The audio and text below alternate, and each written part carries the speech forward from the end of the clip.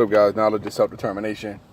Hey, so I want to first say shout out to all my subs, all my new subs. Thank you for subscribing to my channel. Thank you for watching my videos. And just all around, just thank you for your support. I appreciate it. It's good to know that there are, however few or however many people there are, who actually take the time to listen to what I have to say about topics. So thank you. You are very well appreciated. Now, what I wanted to talk about is a couple of things.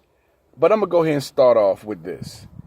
The prison reform situation that occurred between Donald Trump and the Kardashian chick. They were supposedly coming together to have a talk about prison reform. Now, I just have a question for people who are, applauding these people for quote unquote championing this quote unquote cause. What the fuck does Donald Trump or the Kardashian chick, what exactly do they know about the prison system? Like, what exactly is it about the prison system that they know or think they can actually reform? I mean, of course, Trump could definitely change prison reform. I know that sounds redundant. He could actually affect change in the prison system. He can actually reform the prison system. He's the president of the United States. He could actually do that. Kim Kardashian, she's in support of a black woman, a black grandmother who was arrested because of her contact and or communication with drug dealers. This is a paraphrased version of the situation. I'm not here to talk about the situation or what I think about the situation. One more black person out of prison is another black person that is where they should be, and that's free. So that's all I got to say about that. But Kim Kardashian did what a lot of white people do, and that is find a black person to champion. Not an actual black cause, but a black person to get behind as like a pet project. Think about it for a second. My uncle, I talked to my uncle earlier today, one of my uncles earlier today, and he gave me a nice little tidbit that I hadn't considered about what happened to black soldiers after World War II. Coming home from World War II, seeing how they were hated and disrespected by their country, but holding in contrast how much better they were treated overseas in the European countries as opposed to how they're treated here. And that is kind of the thing that those situations kind of help shape the civil rights movement and turn that into what it was. The rebellions and the protests that started back then in that era, But don't get it twisted. Black people in this country, enslaved Africans in this country, have always spoken out and fought for their freedom. There have been numerous slave revolts throughout the duration of the history of the United States. Plenty of them. You just don't know about it because it's just another part of history that they want to keep quiet or keep the lid on, so to speak. But anyway, if you've never been to prison or never been to jail or ever been arrested or mishandled or mistreated by the police or mistreated in the jail or prison system, you can't tell me shit about prison reform. You know what I'm saying? Just like if you're a person who ain't never been poor and or struggled in your life, you can't talk to me about most anything. Because what the fuck perspective do you have that I need to listen to? Because you damn sure can't relate to what it's like to be poor and to go without. So what the fuck do we have to really talk about for real? You know what I'm saying? And even if we do have a conversation, I don't think your perspective is going to be one that I respect, to be honest with you. Because if you can't relate to the poor and the struggling in this country, then you're not a real motherfucker as far as I'm concerned. But in any event, moving along, if you've never been the victim of a crime, how in the fuck can you be passing laws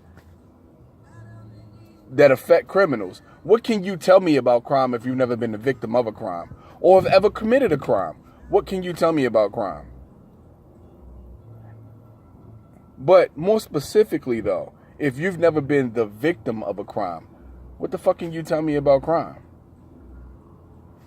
So I think this is all bullshit because let's listen to what they're talking about.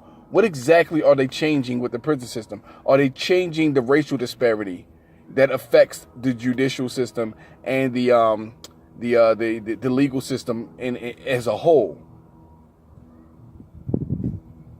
Are they going to change the ratio, the now 18-to-1 racial disparity in the legal system? Are they going to change that? Because that would be huge for prison reform. Are they going to, in one fell swoop, release all of the wrongfully convicted black men that are in prison right now, all the wrongfully convicted black people? You know what I'm saying? Are they going to reform, how we're sentenced and given harsher punishments simply for being black? If you're not going to change all of these necessary things and then some, what the fuck are we talking about, man? I haven't heard anything come from either one of these people about doing anything to affect any actual change on the prison system, especially how it affects black people. It hasn't happened. I haven't heard that. The immigration thing. This is my stance on the immigration thing. First and foremost, I am a humanist. I am a secular humanist. First and foremost. That is not a religious or spiritual position. That is a position of humanity, period. I am a secular humanist. I believe that all people should be treated equally and fairly. You understand what I'm saying? I don't believe that anybody should be mistreated. Now, like when it comes to the immigration issue, for instance, now when we talk about immigration and we really get into that topic, the immigration thing is affecting people who come into the country illegally. No, I am not a fan of the things that Trump said about the Mexican race as a whole. I'm not a fan of that type of racism, that type of singling out an entire race of people and labeling them, with stereotypes. Because as a black person, we have some of the worst stereotypes, ever created that have been, basically assigned to us. So I don't agree with some of the statements that he's made. I don't agree that people should be locked away in cages and separated from their children. I don't believe that at all. However, if you come into the country illegally, because there are laws against illegal immigration, then you kind of pay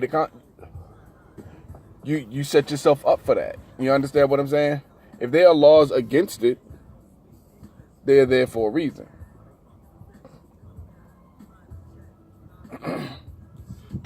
Now, should the laws be changed or relaxed? Sure, we could stand for all of that. You understand what I'm saying? We could stand for all of that, but black people, take this into account. The unemployment rate in most major black cities is over 45%. That is a lot of unemployment for black people. In some cities, it's even over 50%. We have one of the highest unemployment rates in the nation. Illegal immigration helps feed or serve that. You understand what I'm saying? This is not me speaking out against people who want to start over, but do it the right way. Because when you fuck up and do it the wrong way, you make it harder for the people who want to come here on visas and repatriate and all that shit. You make it harder for them. You understand what I'm saying? Your selfishness is what makes it more difficult for everybody to be able to get a fair shot when you do the shit illegally. That's all I'm saying. But in any event, moving on, because I don't want to spend too much time on one topic. Now, I do want to get to this. I want to say this. I want to talk about Jessie Lee Peterson for the remainder of this video. I think Jessie Lee Peterson is one of the most vile, foul, disgusting, sycophant, ass-kissing, brown-nosing, shoe-shuffling, fucking biscuit-buttering, Sambo-ass minstrel show blackface motherfucker that I've ever seen in my life, man. This dude is the absolute worst motherfucker on the face of the planet. I mean, so far as black people goes.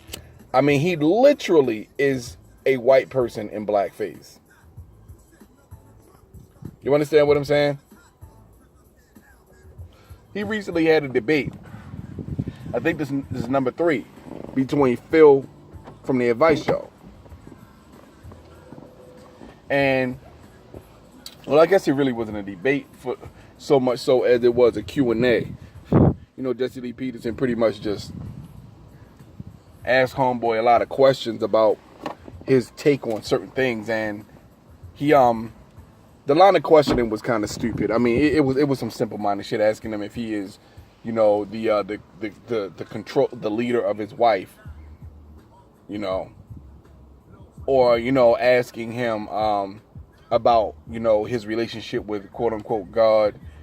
But here are the things that bother me the most, right? Now, Jessie Lee Peterson had some white men call in. You could tell by their vernacular that they're Caucasian. But he had some white men call in. And I believe that is what the majority of his base is middle-class white men. I believe that's what the majority of his base is, or white men, period. And white people, I would say. White Christians, you know what I'm saying? White Christian Americans, basically. Because basically Jessie Lee Peterson talks just like a white person who is ignorant to the struggles and trials of black people. He talks just like them. He says the kind of shit like, for instance, like he says shit like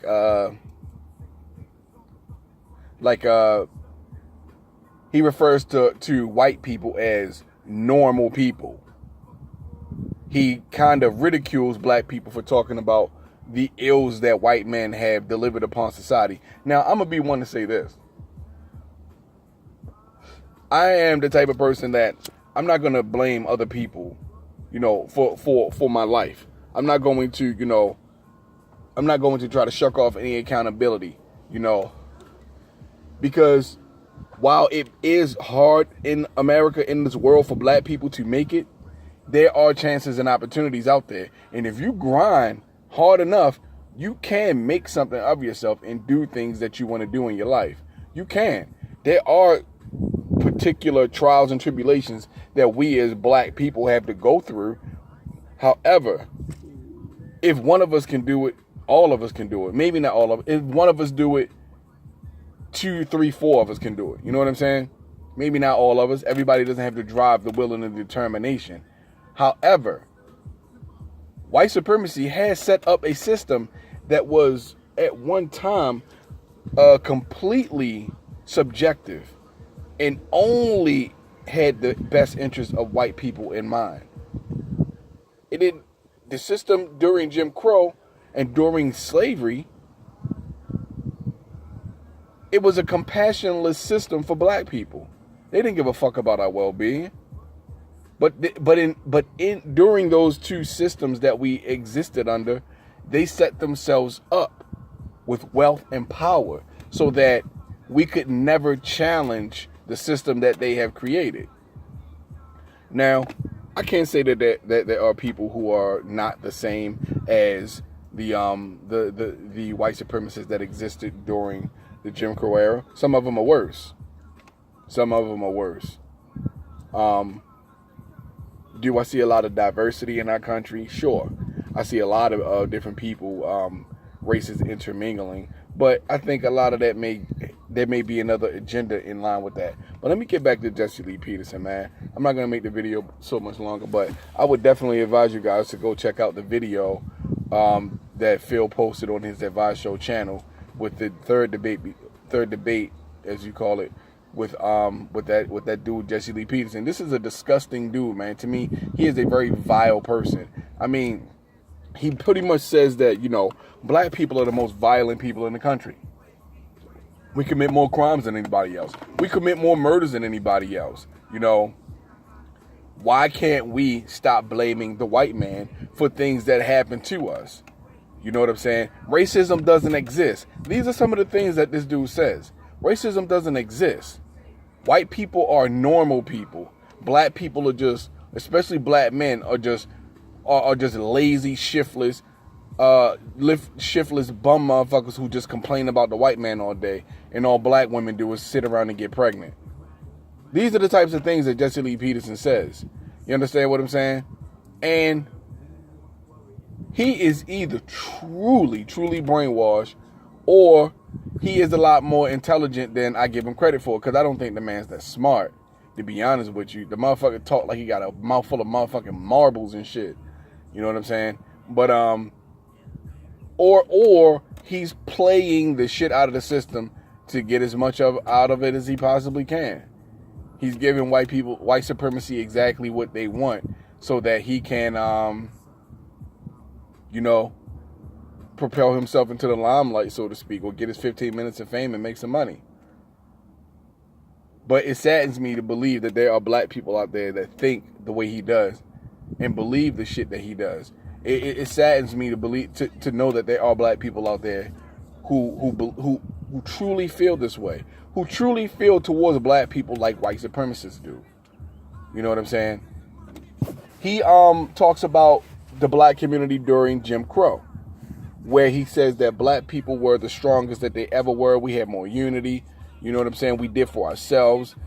You know what I'm saying? We were more independent as a whole, as a community, and God-fearing and this, that, and the third. And he believes that black people getting away from God is the reason why, there's so much turmoil and death in the black communities. Yes, black communities were stronger during Jim Crow, but because we were forced to rely on nothing but each other. We were forced to have to rely on each other. You understand? Because the world outside of the black community wasn't really fucking with us like that. White people loathed us. You understand? We couldn't eat in the same restaurants as them. We couldn't be in the same places as them or work in the same office as they did. They weren't really allowing too many of us to do those kinds of things. So in return, all we could do was look inward on ourselves and prop each other up, and that's what we did. As soon as we got a little bit of inclusion, Martin Luther King said it best, I believe I have integrated my people into a burning building, end quote. He said it best. He realized after he got civil rights for minorities, not just black people, but minorities, he saw after he did that he may have fucked us over. And I'm not mad at Dr. King. I believe that he believes that what he was doing was right. But it kind of fucked us over in the long run. But I still have nothing but respect and high regards for Dr. King. So this is not a knock or a diss on him. But Jessie Lee Peterson did touch on that, and I agree that it's true. But I disagree with everything else that he says. He is literally an enemy of black people with the way that he talks. He doesn't try to lift up and build up black people. He talks about black people the same way some ignorant white supremacist hillbilly would talk about black people. Saying all we do is kill each other and sell drugs, and live off our women, and every negative stereotype about black people he pretty much uses as an example or definition of black people. It's disgusting, man. It's some sickening shit, and I really don't like that guy, man. But check out these interviews or these debates between these two gentlemen on the Advice Show channel just to get a better understanding of who the fuck Jessie Lee Peterson is. You understand? I think he's a horrible person. I think he's a terrible, terrible example of what a black man is. He is the equivalent. He is exactly what a Sambo is. Plain and simple. He is exactly what a Sambo is. He is the shining definition of what a Sambo is. If you want to know what a coon-ass, sellout-ass, Sambo-ass black man is, Jessie Lee Peterson is that guy. Think about it. Middle-class, white supremacist men call into his show and agree with everything he says when it's disparaging to black people. You understand what I'm saying? He asked this question, or rather there was a white caller that called in and asked this question. If it wasn't for the Middle Passage, the transatlantic slave trade, and looking at the state or the condition of things in South Africa, would we have been better off staying in Africa as opposed to being enslaved in the United States? This is a question that one of the white callers asked Phil from the Advice Show. And Phil responded, yeah, we would have been better off in Africa. We would have been better off. To not have ever have been slaves, we would have been better off. You understand what I'm saying? And I'm going to end on this note here. See, white people, they don't want to acknowledge slavery. What they want to do is change the definition of what the transatlantic slave trade really was. They want to say that we were indentured servants who they purchased from the African nations that they pillaged and plundered and killed the men and the children and raped the women in a lot of these African countries. You know what I'm saying? They want to say that that is what happened. That is not the case.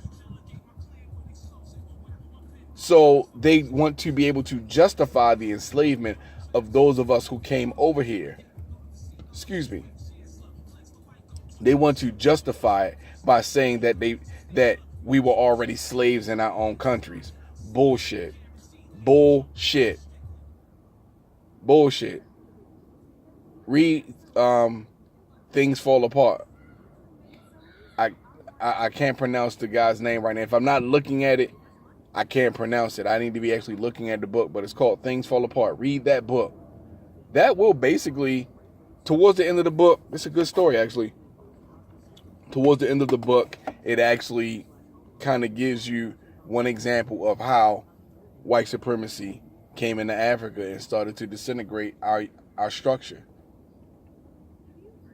But, and I'm going to end on this. I said I was going to end on the Jessie Lee Peterson note, and this is what I take from a lot of white people. See, white people believe because the 13th Amendment, for the most part, says that slavery is illegal unless it's for conviction of a crime, and the Emancipation Proclamation freed the slaves. The 13th Amendment supposedly solidified the deal, right? And the Reconstruction was supposedly the apology for the past 200 some odd years, which we were during Reconstruction, now in Jim Crow. So they just started the whole shit all over again. You understand what I'm saying? Now, they believe that because the 13th Amendment happened and Abraham Lincoln, quote unquote, emancipated the slaves. I've done multiple videos on that, or at least a couple of good ones, I believe. They believe that everything is forgiven. What the fuck do black people have to complain about? We freed the slaves. First off, fuck you, you fucking pieces of shit. Because it takes a lot of fucking gall and arrogance to, first and foremost, believe that you had the right to enslave anybody in the first fucking place. Whether you think your God gave you the right or not, fuck you and what you believe. If you believe that slavery is right, fuck you and what you believe. And I don't give a fuck who takes offense to that. Anyway, they believe that. That's why there's a disconnect with a lot of black people and white people in this country. Because they believe that we should be grateful that they allowed us to, quote unquote, not be slaves anymore. Not necessarily set us free, but just not be slaves anymore. We should be grateful. And that's something that all black people need to understand. When you're dealing with a white person who just cannot relate to you or empathize with the black struggle, that is why. And I'm out. Peace.